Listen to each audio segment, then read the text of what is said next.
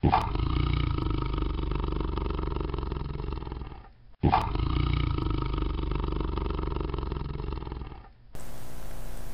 c'est Trado. Voilà mon commentaire pour le CAC, pour la séance de demain, mardi 10 novembre. La séance d'aujourd'hui est vraiment très surprenante. L'élan haussier qui a habité l'indice parisien aujourd'hui était, je trouve, assez imprévisible. Toujours est-il que ceux qui ont décidé de trader la fourchette d'Andrews Rose doivent se frotter les mains parce qu'effectivement il semble bien que la médiane de la fourchette d'Andrews Rose soit en passe d'être ralliée, comme c'est souvent le cas avec les médianes d'Andrews. Pourtant c'était pas donné d'avance puisque nous étions sous la M20, elle-même décroissante, donc dans un régime baissier. Et il demeure que les indicateurs techniques bien orientés ont fait le reste. Effectivement, le stochastique est bien ancré au-dessus de son signal et il gravite vers les 60 en destination de la zone de surachat.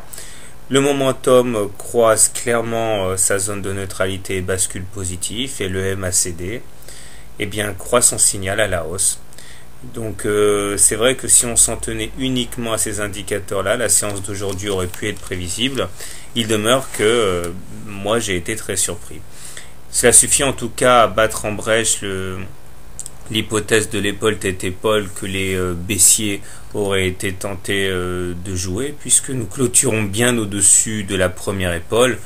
Et il devient un petit peu illusoire de tenter de la trader, surtout que beaucoup de traders baissiers vont commencer à se racheter en catastrophe, comme ce qui s'est passé aujourd'hui, ce qui risque d'alimenter la hausse. Et donc c'est bien vers le haut qu'il faut regarder pour l'instant, avec donc dans un premier objectif le ralliement de la médiane de la fourchette d'Andrews. Et puis pour les plus optimistes, un contact en percussion avec le haut du canal descendant ocre aux alentours de 3856. Le plus haut serait dans la ligne de mire si on casse tous ces objectifs, un retour donc vers 3891. Ce sont les trading systems les plus simples. Quand on est au-dessus d'une M20 décroissante, on est sans tendance. Un petit rappel, au-dessus d'une M20 croissante, on est tendance haussière, en dessous d'une M20 descendante, on est en tendance baissière, et là donc on est sans tendance. Donc c'est très difficile de trader dans ces conditions, c'est pour ça que personnellement je vais m'abstenir. Il demeure que ceux qui veulent trader short peuvent tenter de le faire maintenant, après un contact éventuel contre la médiane de la fourchette rose, voir si cela déclenche des phénomènes vendeurs. C'est dangereux parce qu'on serait contre-tendance, je le signale, et pour objectif un retour sur le bas de la fourchette d'Andrews Rose. Ceux qui par contre veulent se mettre dans le sens de la hausse avec un achat long, je conseille de le faire au plus proche de la M20 demain, avec un stop loss en dessous de la bougie d'aujourd'hui, ou pour plus de sécurité, un stop loss en cas de clôture sous la M20.